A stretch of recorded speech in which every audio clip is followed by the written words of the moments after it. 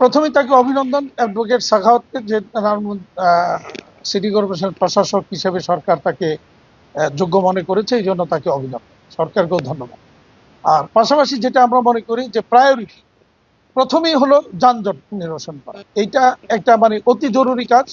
দ্বিতীয়ত হচ্ছে যে রাস্তার দেখবেন যে অর্ধেক অর্ধেক দখল করে রাখছে, এই ফুটপাত সহ অর্ধেক দখল করে রাখছে হকাররা।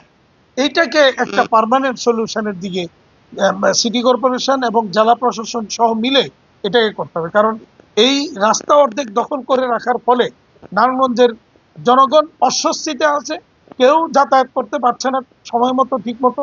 এইটাকে এই দ্বিতীয়, আমি বলবো যে দ্বিতীয় প্রায়োরিটি হবে এইটা।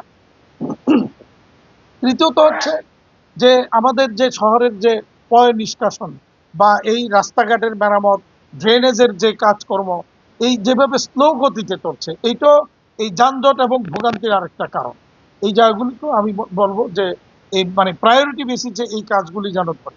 এরপরে দীর্ঘ পরিকল্পনা, যেটা দীর্ঘমেয়াদী পরিকল্পনা, অনেক কিছু আছে শহরের উন্নয়ন কিভাবে হবে, সেই ব্যাপারে আমি মনে করি সিটি কর্পোরেশনের যে যিনি নতুন দায়িত্ব নিলেন তিনি এবং জেলা প্রশাসন সহ নারায়ণগঞ্জের বিভিন্ন বিশিষ্ট ব্যক্তিবর্গ, গণ্যমান্য ব্যক্তি সহ বসে একটা সম্মিলিত পরিকল্পিত উদ্যোগ নেওয়া দরকার এবং প্রত্যেককে এখানে সহযোগিতায় এগিয়ে আসার জন্য আমি অনুরোধ করব। ব্যবসায়ী, চাকরিজীবী, বিভিন্ন পেশাজীবী সবাই যেন সিটি কর্পোরেশনের নতুন প্রশাসককে এই ব্যাপারে সহযোগিতা করে, সেইটা আহ্বান জানানো।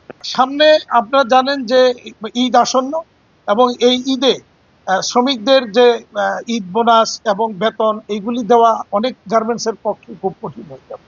তো আমরা বাংলাদেশ ব্যাংকে একটা অনুরোধ করেছি, দুইটা অনুরোধ পাঠিয়েছি।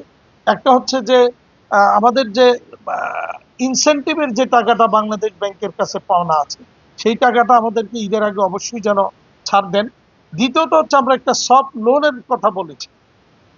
এইটা আমাদের ক্ষুদ্র মাঝারি শিল্প এবং যাদের ইনসেন্টিভ টাকা নেই, তারা যেন শ্রমিকের বেতন বোনাস দিতে পারে একটা সফট লোন দিয়ে, সেই ব্যবস্থাটা করার জন্য আমরা অনুরোধ করেছি। যদি এটা না করে সরকার, তাহলে এবারের ঈদে মালিক শ্রমিক আমাদের ইন্ডাস্ট্রি ঈদে বাড়ি ফেরা খুব কঠিন হয়ে যাবে।